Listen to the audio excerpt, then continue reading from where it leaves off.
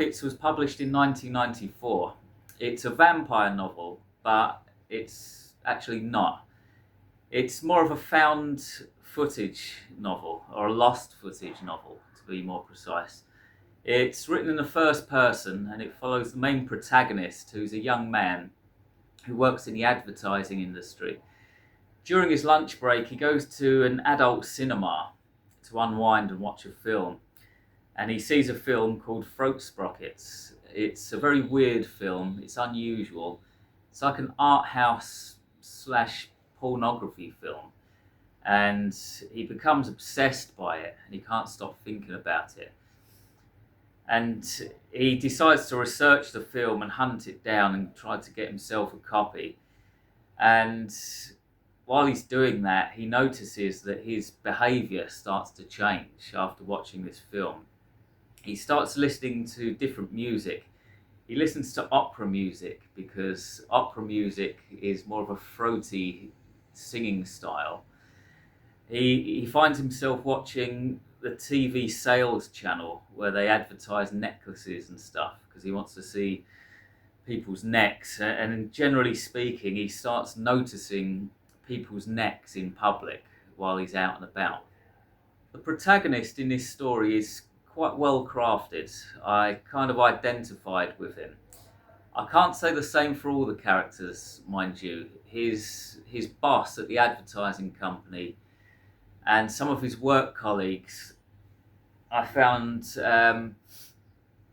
not two-dimensional. They were kind of skimmed over a little bit. I think the protagonist was well described in this book, but not all of the characters.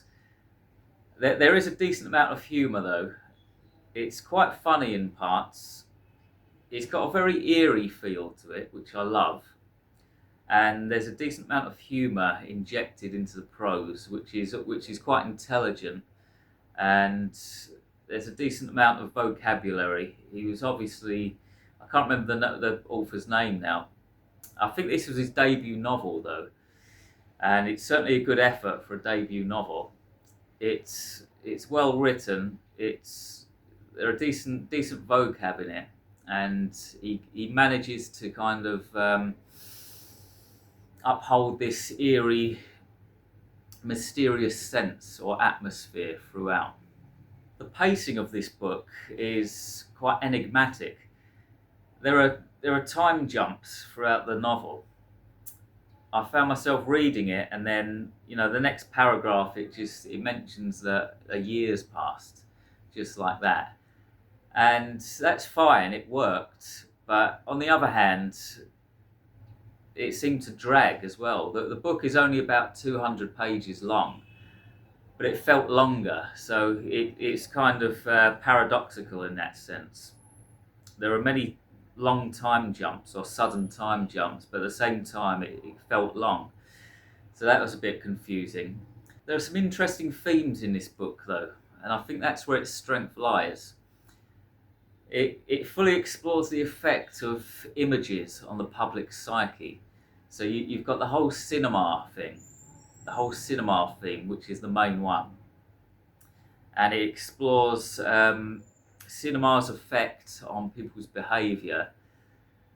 It explores Hollywood itself as well, which I'll get to in a moment. But the main protagonist works in the advertising industry, and he designs adverts. He actually sketches them. He's like a sketch artist or a graphic artist. He designs adverts for TV and for billboards, and this whole advertising thing is explored as well. And you see this, the main protagonist is hired to do like a car advert, and then in the next chapter his advert is up on billboards across America, and you see the way that you see his input into the advert, and you see the different effects that adverts have on people, and you can see that the different ways that one product can be advertised in several different ways. So that whole advertising thing is explored, and also Hollywood is explored as well, especially towards the end when you find out about this weird film called Sprockets. it gets a bit critical of Hollywood, and I'm not really into that. I think there's way too much anti-West rhetoric, at least nowadays. This was published in the mid '90s, but even then, the same could be said. So it turns into like a bit of a critique of Hollywood. You know, it's like an old hymn sheet now. So I wasn't really into that part. But as a whole, there are many different interesting themes to be explored in this one. Thank you for making it to the halfway point of this video. This is a quick message to let you know that I have a range of horror and sci-fi horror books available, and some of them are completely free. If you enjoy my videos, you might also enjoy my stories, so why not have a look? And if you'd like to receive fortnightly updates regarding the world of horror and weird literature, as well as book recommendations and prize giveaways, consider joining my mailing list. You'll even receive free horror audiobooks for doing so, written by me and narrated professionally. Finally, if you want to support my work, you can make a donation to my PayPal tip jar. All the links are below. Thank you. Now back to the video. When I first started reading this book, I didn't actually know that it was a vampire story. And when I found that out about halfway through or before, I almost DNF'd it. But it's not actually a kind of, Buffy the Vampire Slayer thing. It's not like that at all. It's not supernatural. It's more of a vampire imitation story, where this film Throat Sprockets has got vampire themes, and it makes people want to be a vampire. So it's not actually about vampires itself. I did enjoy it. It reminded me of Crash a little bit. Crash by J.G. Ballard. It's got this transgressive, erotic obsession element to it. It's quite erotic in parts. There are a couple of scenes that the main protagonist starts off with a girlfriend who actually leaves him when he starts to behave weirdly. And there's another scene where he meets another woman. I can't remember how he meets her, but he takes her to a hotel and stuff, and it gets a bit kinky. And the Throat Sprocket film itself is a bit erotic as well. So it's got the kind of transgressive, erotic vibe to it, like Crash. And I like Crash, so that went down well. It's also nice reading about the VHS era as well, mid-90s. He actually went to a cinema to watch a film, which is getting quite rare these days.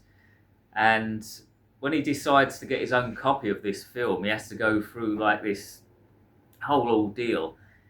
He has to find a contact who he then phones up, and he eventually manages to buy a VHS copy of this film. But the VHS is like a copy of a copy, so it's bad quality, so he has to hunt another one. But it's good. I like that. Nowadays you just go online and get it in about 2 minutes. But in the 90s it was different. So it was a nice blast from the past in that sense. Pre-internet era. It's quite an intelligent novel as well. It explores the throat in probably every way you possibly can. I remember a certain passage in there. It's just going on about throats, and this main character's obsession with throats, and he's watching the TV jewellery sales channels and stuff, and he's just totally obsessed. And he muses that the throat is like a connection between the spiritual part of the body and the animal part. As in the spiritual part, as in the mind, and the animal part is the body and your limbs and the organs. And the thing that connects those two parts of the body is the throat. That was quite interesting, reading about that. I gave this book 3.5 stars on Goodreads, which is good, but not great. It didn't get 4 or 5 stars because I found it to be quite slow. Even though it's not a long book, it felt quite long. And there are one or two seemingly pointless scenes in there as well. One springs to mind. I won't even go into it. It's got quite a long scene, and it was quite boring, and it just didn't really help the story. So for that reason, I only gave it 3.5 stars. The ending got quite dreamy and cryptic as well. I won't spoil it, but the ending, you find out about the film in the end. You find out about this mysterious throat sprocket film. So, you know, you're not left hanging. You do find out. But after that, it kind of got a bit too, literally dreamy. There's a scene where he's in the hospital at the end, and he's either dreaming or he's not. I don't mind all that, but it got a bit too cryptic. I like things to be just explained to me. I like a bit of hidden meaning, but not too much. I don't like it to be too cryptic. So, and also this whole sprocket thing wasn't explained quite enough for my taste. Throat sprockets. A sprocket, in this sense, is a round wheel with teeth on it.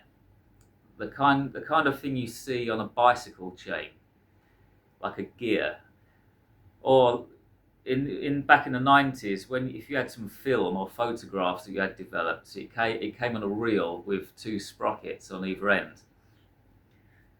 And in the film, there's a certain device that gets put on somebody's neck, and it's like a throat sprocket.